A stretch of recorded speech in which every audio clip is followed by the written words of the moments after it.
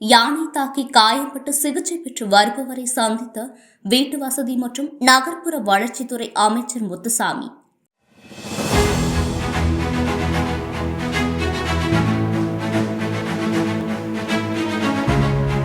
யானை தாக்கி கோயம்புத்தூர் அரசு மருத்துவமனை கல்லூரி மருத்துவமனையில் சிகிச்சை பெற்று வரும் பாஸ்கர் என்பவரை சந்தித்து ஆறுதல் தெரிவித்து நிவாரண உதவி வழங்கினார். தொடர்ந்து யானை தாக்கி பூ மார்க்கெட் பகுதியில் உள்ள தனியார் மருத்துவமனையில் சிகிச்சை பெற்று வரும் ஹரிஷ் என்பவருக்கு நிவாரண உதவி வழங்கினார். பின் தொண்டாமுத்தூர் விராலியூர் பகுதியில் யானை தாக்கி இறந்த கார்த்திக் இல்லத்தில் அவரது தாய் தந்தை சந்தித்து ஆறுதல் தெரிவித்து நிவாரண உதவி வழங்குகிறார். முன்னதாக கடந்த மாதம் 28ஆம் தேதி கோவை மாவட்டம் தொண்டாமுத்தூர் அடுத்த விராலியூர் பகுதியில் ஒரே நாளில் வெவ்வேறு சம்பவங்களில் காட்டு யானை தாக்கியதில் ஒருவர் உயிரிழந்த நிலையில் 2 பேர் படுகாயமடைந்து சிகிச்சை பெற்று வருகின்றனர். சில பேர் யானையால் தாக்கப்பட்டிருக்கிறார்கள். அது அவர்கள் எதிர்பார்க்காமல் நடந்த ஒன்று.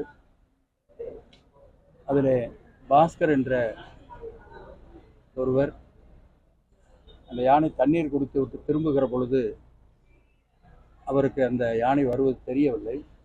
அவர் சொன்னது எங்களிடத்துல. அப்பொழுது அந்த இடத்துல போய் அவர் போன பொழுது அது தாக்கிவிட்டது. இப்பொழுது கால் 2லையும் அடிபட்டுருக்கு.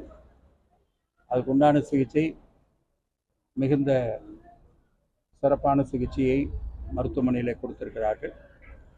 அவர்களும் அந்த மருத்துவமனையிலே சிறப்பாக சிகிச்சை கொடுப்பதாக எங்களுக்கு தெரிவித்தார்கள். மாண்புமிகு முதலமைச்சர் அவர்கள் ஏற்கனவே இங்கே சென்று அவர்களை எல்லாம் பார்க்க வேண்டும் என்று எங்களுக்கு சொல்லியிருந்தார்கள். வால்பாறையிலே சில பிரச்சனைகள் ஏற்பட்ட காரணத்தால் நாங்கள் அங்கே சென்று வந்த பொழுது நேரம் இல்லாத காரணத்தால் இன்றைக்கு வர வேண்டிய சூழ்நிலை. எனவே அவரை பார்த்து நாங்கள் ஆறுதல் சொல்லி மருத்துவர்களும் மிக விரைவாக அவர் நலமடைவதற்கு ஏற்பாட்டை செய்திருக்கிறோம் என்று சொல்லியிருக்கிறார்கள். ஒருவர் இந்த தாக்குதலில் இறந்திருக்கிறார். அவரையும் அவருடைய குடும்பத்தாரையும் இன்றைக்கு நாங்கள் சந்திக்க இருக்கிறோம். இன்றைக்கு இவர் பாதிக்கப்பட்டதற்காக அவர்களுக்கு மருத்துவ உதவிக்காக ஒரு 59,000 ரூபாய் கொடுக்கப்படுகிறது. அதுபோல் மேலும் 2 பேர் மருத்துவமனையில் இருக்கிறார்கள், தனியார் மருத்துவமனையில். அவர்களுக்கும் அதே மாதிரியான உதவி அரசுடைய சார்பாக செய்யப்படுகிறது. மரணமடைந்த குடும்பத்திற்கு ஒரு 10 லட்சம் ரூபாய் அவர்களுக்கு நிவாரணமாக வழங்குவதற்கு ஏற்பாடு செய்து மாண்புமிகு முதலமைச்சர் அவர்கள் அதை நேரடியாக கொண்டு போய் கொடுக்க வேண்டும் என்று எங்களுக்கு சொல்லியிருக்கிறார்கள். எனவே அந்த வகையிலே இன்றைக்கு அந்த குடும்பத்தையும் சந்தித்து அவர்களுக்கு தேவையானதை செய்ய வேண்டும் என்று இருக்கிறோம்.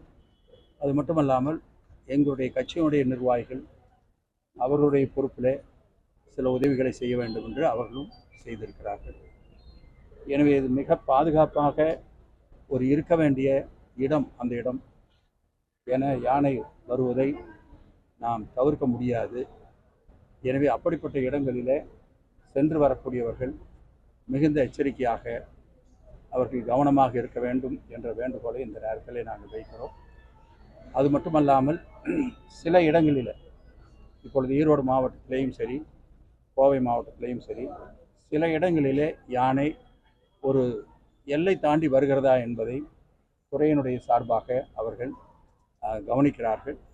எனவே அதை தடுப்பதற்கு என்ன நடவடிக்கை எடுக்க முடியும் என்பதை துறையினுடைய அமைச்சர் அவர்களும் அதிகாரிகளும் சேர்ந்து சில கருத்துக்களை எங்களுக்கும் சொல்லி இருக்கிறார்கள்.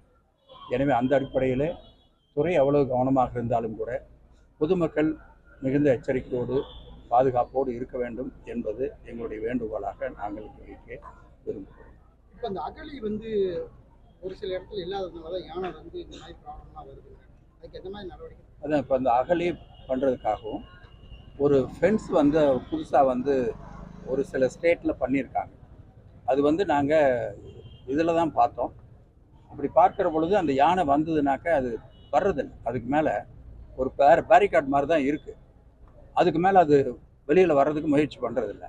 அது மாதிரிலாம் பண்ணுறதுக்கு இப்போ ஏற்பாடு பண்ணி மாண்புமிகு அமைச்சர் அவர்கள் அதையெல்லாம் ஆய்வு செய்து இப்போது இன்னும் ஒரு வார காலத்திற்குள்ளாக ஒரு மீட்டிங் போடலான்னு இருக்கோம்.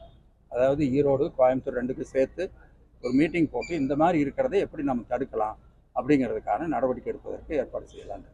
ஏற்கனவே கோவை மாவட்டத்தில் இந்த மேன் அனிமல் கான்ஃபிளிக்ட் 4 நாள் அதிகரிச்சுட்டே வரும்போது தடகம் உள்ளிட்ட பகுதியில் ஹாக்காக்குள்ள இருக்கு. அதுல இன்னும் சில பகுதியில் வந்து ஹாக்கால இருந்து தளர்வு அமைக்க போறதா ஒரு தகவல் வெளியாயிட்டு இருக்குல்ல? இல்லை, அதாவது யானை வழித்தரமோ அல்லது மற்ற அனிமல் வரக்கூடிய அந்த பகுதியோ ஹாக்காலிருந்து ரிலீஸ் ஆகாது. இப்போ ஹாக்காலிருந்து ரிலீஸ் ஆகிறதுங்கிறது இப்போ நீங்கள் பார்த்தீங்கன்னாக்க ஃபாரஸ்ட்டில் போய் ஒரு வில்லேஜ் டச் பண்ணும். அந்த வில்லேஜ் வந்து ஒரு 2 கிலோமீட்டருக்கு மிச்சம் இருக்கிற வில்லேஜ் இருக்கும். ஒரு வில்லேஜை டச் பண்ணிவிட்டு 10 கிலோமீட்டருக்கு போகும். இந்த வில்லேஜை ஹாக்கா ஏரியா 2 கிலோமீட்டர் முடியுது, அந்த வில்லேஜ் வந்து 10 கிலோமீட்டர் போகும். அதனால் அது டிஸ்பாரிட்டி இருக்குது. அதை ஒழுங்கு பண்ணுறதுக்காகத்தான் இப்போ அந்த ஆக்கா ஏரியாவை அது வந்து ரீசர்வே பண்ணதை ஒழிய அதை வந்து குறைச்சிட்டு ஆபத்துக்கள் அதிகமாகிற மாதிரி இல்லை. எல்லாமே சர்வே எடுக்கிறாங்க. எங்கெல்லாம் வந்து அனிமல்ஸ் வருது, எங்கெல்லாம் வந்து நிலச்சரிவு ஏற்படும், இதெல்லாம் வந்து கணக்கிட்டு தான் பார்க்கணும். இப்போ கூட கேரளாவில் ஏற்பட்ட அந்த நிலச்சரிவு இன்னொரு 10 நாள் அங்கே ஒரு நார்மல் சுச்சுவேஷன் வந்த பின்னாடி நம்முடைய அதிகாரிகள் ஒரு டெக்னிக்கல் டீம் போய் அங்கே வந்து சர்வே பண்ணியிருக்காங்க. எப்படி இந்த நிலச்சரிவு ஏற்பட்டது, என்ன அது மாதிரியான இடம் நாம் இங்கே இருக்கிறத ஐடென்டிஃபை பண்ணி அவங்களுக்கு என்ன பாதுகாப்பு கொடுக்கணும், இது எல்லாமே வந்து நம்ம செய்ய இருக்கோம்.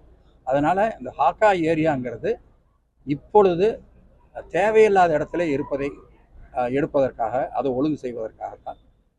இன்னும் தேவையான இடம் எந்த இடமோ அந்த இடத்தை அதில் கொண்டு வருவதற்கும் ஏற்பாடு செய்யும். அதே போல நரசிவரம், தொண்டாமுத்தூர், தடகம் உள்ளிட்ட பல்வேறு பகுதிகளில் இந்த யானைகள் வந்து இந்த பயிர்களை நாசம் பண்ணுறது, விவசாயிகளுக்கு வந்து உரிய பலன் கிடைக்கிறது இல்லைன்னு சொல்லி பல தடவை மனு கொடுத்துருக்காங்க.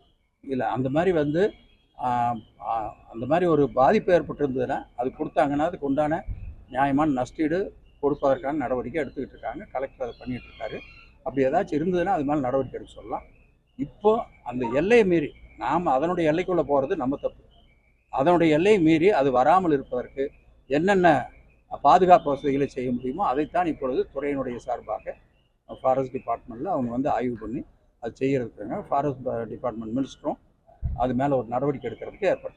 அதே போல் வயநாட்டில் டிசாஸ்டரில் வந்து நிறைய பேர் இறந்துருக்காங்க. கோவையில் மழைநீர் வராமல் தேங்குறதுக்காக நம்ம ஏதாவது ஆலோசனை கூட்டம் கண்காணிக்கப்பட்டிருக்காங்க. மழை தண்ணி அதிகமாக வந்ததுன்னா ஏதாவது முன்னெச்சரிக்கை நடவடிக்கை? இல்லை, அது வந்து ஒவ்வொரு சீசன்லேயும் மாவட்ட ஆட்சித்தலைவர் தலைமையில் அது வந்து நடக்குது. அது ஒழுங்கு பண்ணுறாங்க. இப்படி இந்த மாதிரி பக்கத்து ஸ்டேட்டில் அல்லது பக்கத்து மாவட்டங்களில் ஏற்படுகிற ஆபத்து நமக்கு ஒரு லெசனாக எடுத்துக்கிட்டு நம்ம அதை பண்ணுறோம். இப்போ நம்ம போய் அங்கேயே கூட இந்த லேண்ட்ஸ்லைடு எப்படி நடந்தது, அந்த பில்டிங்கே லேண்ட்ஸ்லைடு ஆகா அல்லது மேலேருந்து வந்து பில்டிங் மேலே விழுந்திருக்கா, இந்த மாதிரி பல விதமாக சொல்கிறாங்க. இது எல்லாமே வந்து போய் ஒரு சர்வே மாதிரி எடுத்துகிட்டு இங்கே நம்மகிட்ட வந்து அந்த மாதிரி எங்கெங்கே இருக்கோ அதெல்லாம் ஒழுங்கு பண்ணுறதுக்கான நடவடிக்கை நாங்கள் எடுத்துக்கோம். வனப்பகுதியில் இருக்கிற இன்னும் ஆக்கிரமிப்பு ரெசார்ட்களோ இல்லை மற்ற கட்டிடங்களோ இது வரைக்கும் கோயம்புத்தூர்ல ஒரு நடவடிக்கை கூட எடுத்தது இல்லையே? இல்லை, அதாவது ஃபாரஸ்ட்டில் போய் அந்த மாதிரி என்க்ரோச்மெண்ட் அப்படிங்கிறது நம்ம ரேராக தான் இருக்க முடியும். ஏன்னா அவங்க வந்து ஒரு இதை அலோவ் பண்ண மாட்டாங்க. கோயில் வந்து ஏதாச்சும் ஒரு ரோடு போடுறது கூட அவங்க அவ்வளோ சுலபமாக அலோவ் பண்ண மாட்டாங்க. அதனால் அப்படி இருக்கிறதுக்கு சான்ஸ் இல்லை. அப்படி இருந்ததுன்னா அந்த துறையினுடைய சார்பாக அவங்க நடவடிக்கை எடுப்பாங்க. சிஎம் வந்து 9ஆம் தேதி கோயம்புத்தூர் வராங்க. முதல்ல வந்து தமிழ் புதவன் வந்து இதில் அரசு கலைக்கல்லூரியில், அதற்கு அடுத்து வந்து உக்கடத்தில் அந்த பிரிட்ஜ் ஓப்பன் பண்ணி வைக்கிறாங்க. அதுக்கு பின்னாடி வந்து நம்ம அந்த இடம் வந்து கனியூரில் தலைவர் கலைஞர், முத்தமிழறிஞர் கலைஞருடைய சிலை திறப்பு. இந்த 3 நிகழ்ச்சி அன்றைக்கி காலையிலிருந்து மத்தியானத்துக்குள்ளே அது முடியும். Okay, thank you. Garuda Voice.